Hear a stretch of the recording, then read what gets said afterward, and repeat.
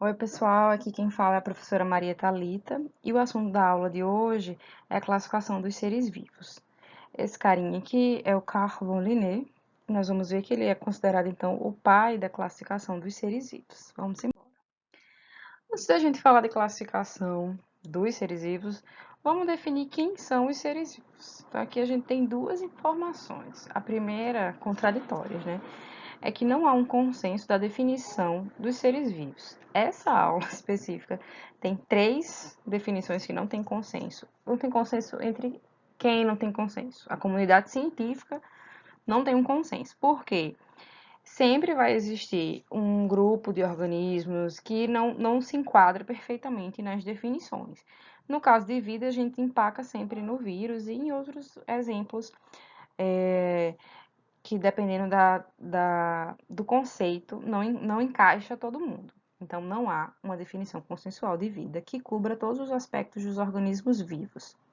Entretanto, considerando que a gente tem provas a fazer, que a gente tem vestibulares, Enems e tudo, e que dá para definir. Então, uma definição que a gente pode achar, uma definição assim mais comum, é que os seres vivos são organismos formados por uma ou mais células, possuem capacidade de reprodução e apresentam crescimento, metabolismos e resposta a estímulos externos, físicos e químicos. Ok? Então, basicamente, aquilo que a gente tem como ser vivo mesmo. Vamos continuar. E classificação? O que é que vem na cabeça de vocês quando eu falo classificação? Quando a gente classifica, a gente organiza, a gente agrupa. E qual o objetivo da classificação? É facilitar. No caso dos seres vivos, também descrever e nomear. Como que a gente classifica, né? Com o objetivo de distribuir nas classes, nos grupos, é a partir de um sistema ou um método, certo? E a gente consegue classificar. Então, a gente classifica desde arquivos, a estoques, a agendas, a provas, enfim, classificação de jogos, enfim. Tudo a gente classifica. Existe uma necessidade humana de classificar, de organizar, né? Com relação aos seres vivos, a gente vai trazer a figura do Linneu, né? O Linneu, ele foi um botânico, né, que viveu lá no século XVI, e em 1735 ele cravou um marco na, na nossa história, na história da biologia, com a sua publicação chamada Sistema Naturae, né? Termina com AE, mas fala Naturae. E o Linneu, então, ele propôs uma nova ciência, uma ciência chamada taxonomia, no qual ele consegue organizar os grupos em táxons, na verdade, ele consegue organizar os seres em grupos, e os grupos são chamados de táxons, a partir de uma hierarquia. Então, ó, pausa, anota. Que hierarquia é essa? Que táxons são esses? Que grupos são esses, Linneu? Reino, filo, classe, ordem, família, gênero e espécie. O que é que tem que saber? Do reino para a espécie, reino mais abrangente, espécie mais específico. Então, não tem como esquecer, espécie específica. E como decora isso? Tem que decorar, tem que decorar. Tem sim. Inclusive, questão com certeza oficial. A gente decora assim, ó, reficofage. Conhece uma pessoa que gosta minimamente de biologia, ou que ela teve que decorar isso, ela nunca mais esqueceu. Reficofage. Reino, filo, classe, ordem, família, gênero, espécie. Beleza? Vamos ver aqui como se dá isso. Então, aqui a gente tem uma espécie, os táxons que o Linneu propôs. Então, cada grupinho desse aqui, ó, é um táxon ou categorias taxonômicas. Um bocado de nome para dizer a mesma coisa. Vamos exemplificar aqui nosso cachorrinho de casa. A espécie é Canis familiaris. Canis familiaris participa do gênero Canis, da família Canidae, da ordem carnívora, da classe Mammalia, do subfilo Vertebrata, do filo Chordata. Como é, professora? Subfilo? Você não falou de subfilo. Então, entre cada grupo desse podem existir subclassificações. Então, pode existir subclasse, subordem, subfamília, subgênero, blá. Então, subfilo vertebrata, Filocordata, né, que tem a notocorda, e do reino Animalia, que é super abrangente, que vai então aqui desde os poríferos até o homem, né? Vamos lá falar um pouquinho. Aqui é nosso segundo conceito sem, sem um consenso na comunidade científica, que é o conceito de espécie, né? Quando Linneu sugeriu, né, ele sugeriu uma nomenclatura biológica, e é muito importante que a gente compreenda o que é uma espécie. Mesmo que seja difícil a gente definir em palavras o que é uma espécie. A gente olha aqui essa foto, a gente, nossa, é uma espécie de macacos, eles têm características similares, eles vivem juntos, eles se reproduzem juntos. Então, a gente já tem uma ideia aqui guardada do que é espécie, né?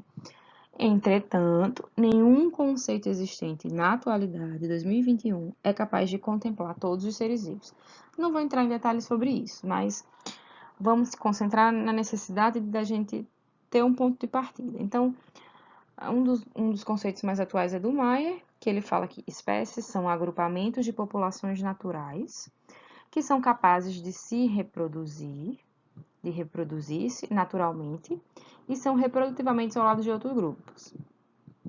Ou seja, um grupo de seres que têm características similares e o que relaciona eles é o fato de eles conseguirem se reproduzir, gerarem descendentes férteis, né? Isso também é uma coisa que sempre é dita. E eles não conseguem se reproduzir com outro grupo. Aí lembra daquela história da mula, né? Que o cavalo e a égua, esqueci agora como é, enfim. Aí tem um descendente que não é fértil, mas teve um descendente. Enfim, por isso que não está 100% fechado essa história de espécie, mas temos o que precisamos, vamos seguir adiante. E aí Linneu, não cansado de fazer tudo, de carregar toda a classificação dos seres vivos nas costas dele, ele criou também o que a gente chama de nomenclatura biológica ou em homenagem a ele, nomenclatura binominal de Linneu. Por que isso? Porque veja só, isso aqui é o quê? Isso aqui é uma laranja cravo, mas lá no sul é mimosa, é tangerina, é pocã, é mexerica, é bergamota.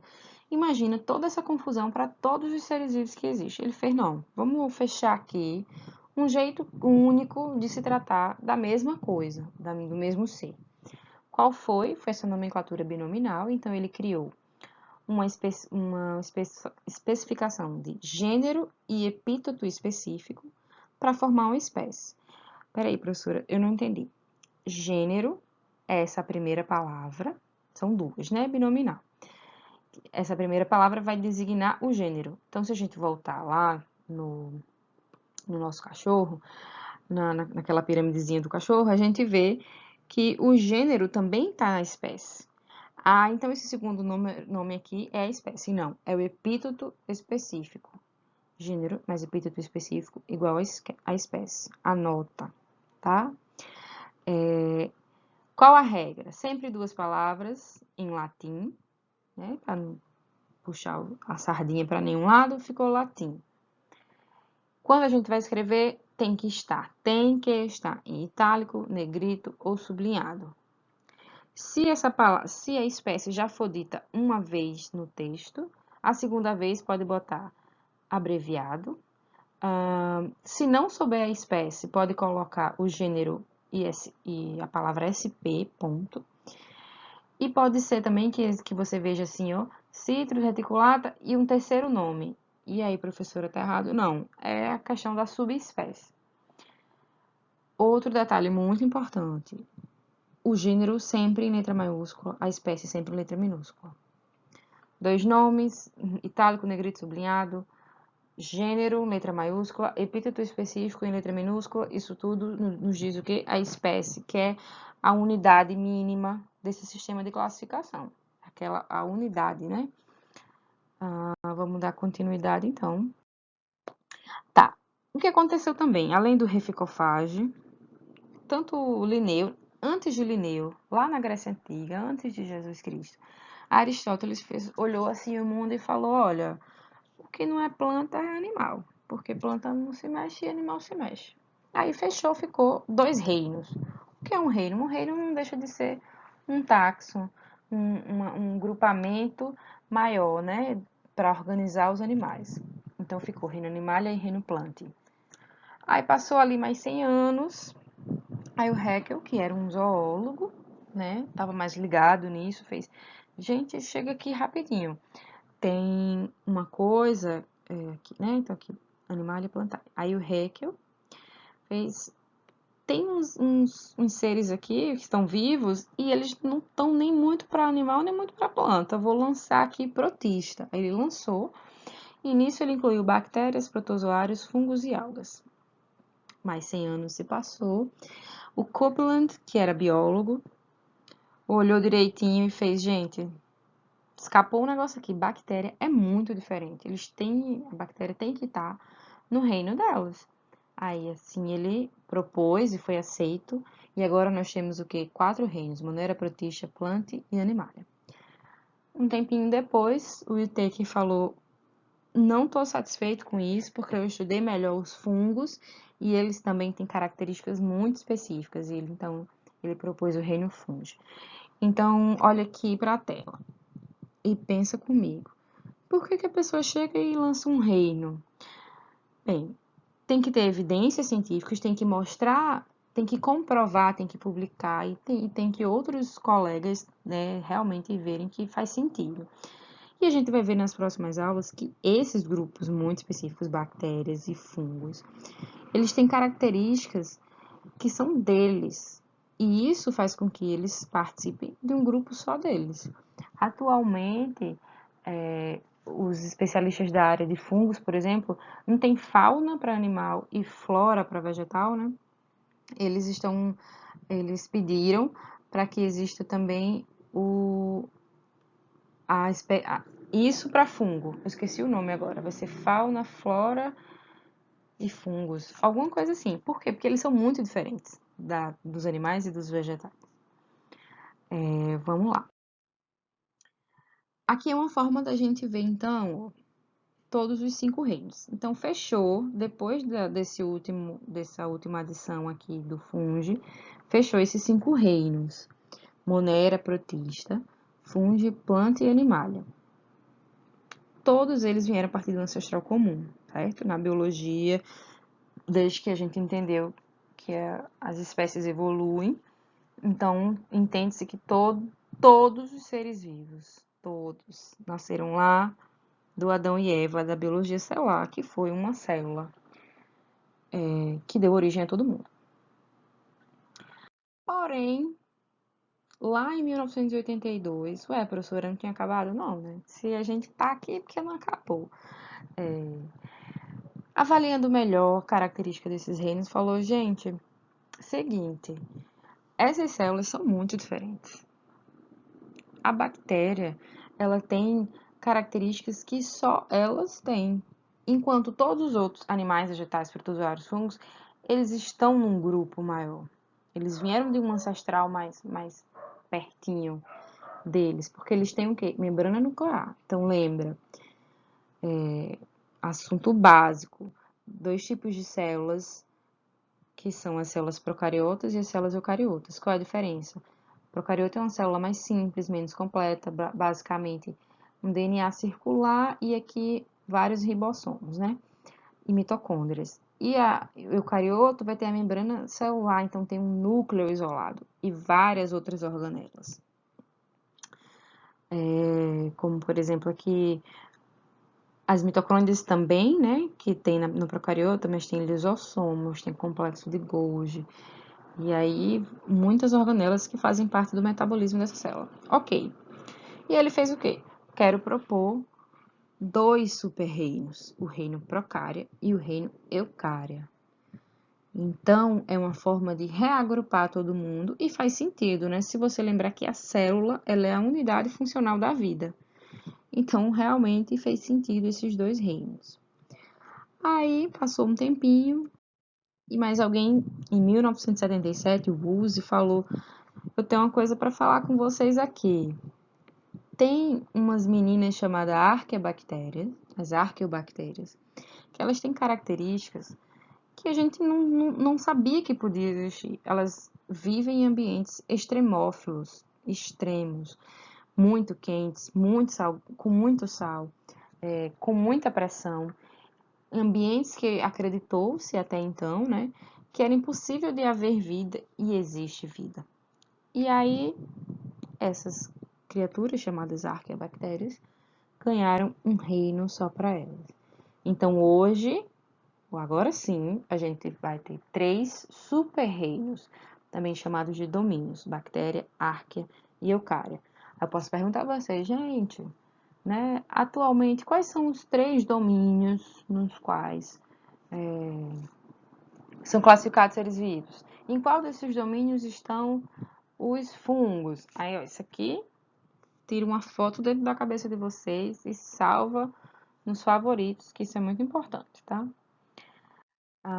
Tá, agora vamos voltar aqui para a ideia de que os seres vivos são classificados, beleza? E até então, a gente estudou essa parte aqui, a taxonomia. Até agora eu falei para vocês sobre a taxonomia. Anota, se não anotou, anota agora. A taxonomia é a ciência que se encarrega de nomear e classificar os diferentes seres, ordenando-os em grupos de acordo com certos critérios. Na época de Linneu, basicamente critérios anatômicos, né? Ou que ele conseguia observar. Então, definiu em grupos: animal, vegetal, blá. E aí, mais na frente, com a evolução das metodologias, da ciência, de tudo, foi observada a necessidade de correlacionar esses grupos. Não era mais só interessante ter eles organizadinhos, tinha que correlacionar. Então surgiu uma nova ciência, que é a sistemática filogenética ou cladística. Eu vou chamar de filogenética. O que é a filogenética? É a ciência que se dedica ao estudo da história evolutiva. Filogenética é a ciência que estuda a relação evolutiva entre os grupos, a origem e a descendência. Então, por exemplo, agora a gente sabe que esse grupo aqui, ele é correlacionado com esse, e eles descenderam desse outro grupo. E esse grupo aqui, ele é descendente de todos eles. Entendeu? É mais uma questão das relações, de parentesco. E estudamos isso a partir de quê? De critérios moleculares, né? DNA, RNA, proteínas, comportamentais, fisiológicos, morfológicos e paleontológicos. Então, assim, o fato da hemoglobina estar em todos os animais, ou, não todos, né? Mas tem vários grupos que têm hemoglobina. E por que se não tem? Como que esse animal transporta oxigênio? Como que esse ser vivo... Enfim, todos esses mínimos detalhes levam a chegar a essas relações. Isso aqui é o seguinte. Que detalhes, desculpa, que critérios são esses? Eu trouxe um critério para vocês que o livro traz, eu achei importante. Vai ser visto melhor quando vocês forem estudar evidências da evolução lá no terceiro ano. Mas aqui a gente consegue entender isso. Vê só, critérios morfológicos. Como que a gente sabe que um homem, um cão, um pássaro e uma baleia são relacionados? Porque, vê bem, aqui é uma mão, uma pata, a, a asinha do pássaro e a nadadeira da baleia. Os ossos são semelhantes. Os ossos vieram de uma mesma, de uma mesma evolução. Então, eles foram evoluindo para ter funções diferentes. Então, são estruturas homólogas. Homologia é o quê? São as semelhanças entre dois ou mais organismos através de uma mesma origem evolutiva. Então, claramente, eles evoluíram para chegar em lugares diferentes, mas conservam essas semelhanças. Diferente disso, e ao contrário, nós temos as estruturas análogas.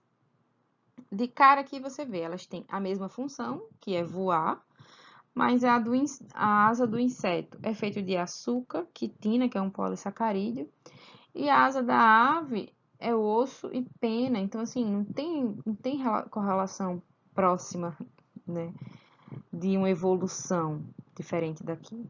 Então, homologia envolve a evolução de um ancestral que deu origem a diversidades e elas têm semelhanças estruturais. E a analogia não tem essa semelhança, ok? Anote, anote. Seguindo, tá acabando. Aqui é importante, muito importante. A filogenética lançou uma forma de representar essa relação. Que forma é essa? São os cladogramas. Isso aqui é um cladograma. Então, é um cladograma da evolução vegetal, né, das espécies de planta. O cladograma é a representação gráfica das relações filogenéticas, ou também de hipóteses de parentesco. Como assim, professora? Tá, olha só. A gente não falou que a filogenética relaciona os seres. Então, como a gente pode mostrar essa relação? Através de um cladograma, que é essa representação gráfica. E aqui ele mostra as relações ou o parentesco, ou hipóteses, né? Porque às vezes nem sempre tem dados suficientes para dizer realmente que é, mas dá para dizer que é uma hipótese. Vamos ver aqui rapidinho um ancestral que deu origem às algas. Em algum momento surgiram os tecidos, e aí briófitas. Em outro momento, houve aqui, surgiram os vasos condutores, pteridófitas. Mais na frente, sementes. E aí, gimnospermas. E em seguida, as angiospermas. Então, olha só. Se surgiu o tecido aqui, todo mundo aqui, toda essa galera tem tecido. Para trás não tem, para frente tem. Se surgiu o vaso aqui, daqui para cá tem vaso. Flor, só daqui para cá, entendeu? Então, aqui é mais antigo, aqui é mais recente. Vamos ver isso direitinho aqui no próximo. Esse cladograma, o que é que a gente pode ver aqui? A gente tem o tempo, anagênese é o tempo, né? Então, aqui é mais antigo e mais para cima vai ser mais jovem. Mais jovem não, vai ser mais recente. Então, esses grupos aqui estão todos aqui agora, só nesse momento. Então, se aqui fosse igual ali, briófitas, pteridófitas, gimnospermas, angiospermas, todos estão presentes atualmente. Se for um grupo que se extinguiu, ele fica mais embaixo, mas aqui não tem esse exemplo. Anote isso aqui, veja bem. Raiz. Tudo que está aqui embaixo ó, é uma raiz. Toda vez que tem essa bifurcação, esse Yzinho aqui, isso aqui a gente chama de nó. Nó. Aqui é um nó. Deixa eu botar outra cor. Aqui é um nó. Vê. Certo? Nó. E nesse momento desse nó, surgiu uma nova característica. Surgiu um novo grupo. Surgiu um novo clado. Então, teve uma cladogênese. Clado também pode ser chamado de ramo. Surgiu um novo grupo. Lá, por exemplo, surgiu o tecido. Então, aqui rompeu. Esse grupo que surgiu aqui, ele já não pode mais se reproduzir com isso. Ele já não tem mais como se relacionar com isso em vida, só aqui na história mesmo. Então, nós, cladogênese. Esses grupos, olha só que interessante. Vocês acham que o X, ele é mais próximo do D ou do A? O X, ele é mais próximo das suas características do A, porque surgiu pouca coisa daqui para cá. Se você for comparar o X com o D, eles são muito diferentes, certo? Então, o D é mais relacionado ao C, o C é mais relacionado ao B, e assim dá para entender, né? A gente, quando fizer uma questão, vai pegar melhor isso. Então, aqui são os grupos, os ramos, os nós, a raiz, e todos esses grupos estão vivos agora. A gente está acabando, tá? O que mais a gente consegue ver aqui? Tá. Toda característica que for nova chama de característica derivada. Anote. Característica derivada. E a característica derivada, ela só participa de um grupo. Uma característica primitiva, ela vai participar desses dois. Ó, essa característica aqui primitiva tem nesse e tem nesse. Mas essa derivada só tem no C, tá? Então, aqui, cladogênese, a gente já viu. Ok, anota isso. Faz um cladograma. Aquele das plantas é legal. Aqui, só para vocês terem uma ideia, esse é um cladograma do reino animalia. Então, tem aqui, ó, aquele ancestral, o o Adão e Eva dos animais, que deu origem do porífero aos cordatas.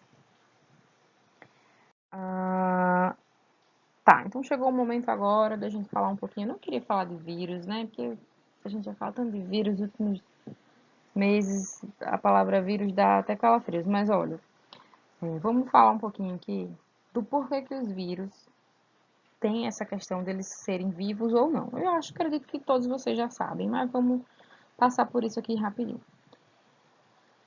A base mínima do ser vivo é que é uma célula. Então, tipo assim, quando a gente estuda o surgimento da vida na Terra, é o que? Surgiu uma célula. O vírus não tem célula. Como que ele é vida? Para ele poder se reproduzir, ele tem que entrar dentro de uma célula. Bactéria, procariota ou eucariota. O que é um vírus? Ele é um apanhado aqui de proteínas. Ele pode ter ou não um envelope, que é uma membrana, né? E geralmente essa membrana ele pega do organismo que ele entrou. Quando ele sai, ele vem nessa membraninha que era do organismo que ele mesmo entrou. E ele vai ter o seu ácido nucleico, pode ser DNA ou RNA. E aí eles fizeram uma bagunça. Tem RNA dupla fita, RNA fita simples, ou desculpa, DNA fita simples, RNA dupla fita. O que a gente não tem na gente, nos seres vivos, eles têm. Mas eles se reproduzem, eles evoluem, eles causam doenças, eles estão aí o tempo inteiro, eles estão desde sempre na Terra. É complicado dizer que eles simplesmente não têm vida, né? Aí fica essa confusão. Ou pode ter várias formas, como a gente vê aqui. O que é que eu quero que vocês saibam do vírus hoje? O vírus ele precisa entrar numa célula para ele se reproduzir, certo? Então ele entra aqui por adsorção, por exemplo. Uma vez dentro da célula, ele vai pegar o seu material genético, vai se passar por material genético da célula, tipo um cavalo de Troia, vai se replicar, porque ele não consegue fazer isso sozinho, e aí ele se monta, porque ele tem digamos assim, as instruções para fazer cada pedacinho dele várias vezes, e ele sai e continua, né? Isso que o coronavírus faz e tá deixando a gente em casa. Outra coisa importante, bem rapidinho, é que, além disso aqui, pode acontecer de duas formas. Eles podem entrar nas células, se replicarem bem muito e saírem rompendo célula e isso embora, que se chama ciclo lítico. Ou eles podem entrar num ciclo lisogênico. Eles vão lá, colocam o DNA deles no DNA da célula e fica reproduzindo aqui, ó, junto com a célula infinitamente. E pode ser que nunca ele entre no ciclo lítico. Ele fica aqui para sempre. E isso é uma coisa que que simplesmente pode ser que a gente tenha, né? Estudos já mostram que a gente tem no nosso DNA fósseis de vírus. Como assim, professora? Isso aqui, ó, acontece o tempo inteiro, desde que o mundo é mundo. Então, pode ser que nosso DNA tenha vários pedaços de vírus. E isso pode ter nos dado muitas vantagens em relação a outros seres vivos. E isso pode ser a explicação de muita coisa da nossa evolução. Enfim, são estudos que estão aí ainda se acontecendo, mas os vírus não são ruins, né? Alguns vírus, como o coronavírus, causam todo esse desequilíbrio, mas os vírus não, a função deles não é destruir a nossa vida, eles estão lá, e aí, com todo o desequilíbrio que a gente causa, pode ocorrer o que está acontecendo agora. Mas eles não são o vilão da história. E aí, então, né, defendendo os vírus, a que ponto chegamos, que eu estou aqui defendendo os vírus. Vamos ver rapidinho o resumo do que a gente viu hoje. A gente viu o quê? A classificação dos seres vivos. Quem é o pai da classificação? O senhor Linneu, este homem muito organizado que criou reficofages, certo? E atualmente, né, nós temos a possibilidade de todos os seres vivos serem agrupados em 5 reinos, ou em 3 super-reinos. Os seres vivos, eles basicamente, para estar vivo, ele tem que ter uma ou mais células, né? Os vírus, tadinhos, ainda a gente não agrupa eles muito, eles estão aí meio perdidos. E as ciências que classificam os seres vivos são a taxonomia e a filogenética. A filogenética representada aqui através pelo esse cladograma. Lembra, né? Cada nó gera aqui uma cladogênese, que gera um ramo, que gera um novo grupo. Os domínios eucária, arqueia e bactéria. E é isso. Já deu. Isso, então, o livro que eu usei como base, que eu também falei para vocês como dá para baixar lá no link. E a gente vai se ver aí na próxima semana para responder questões e tirar dúvidas.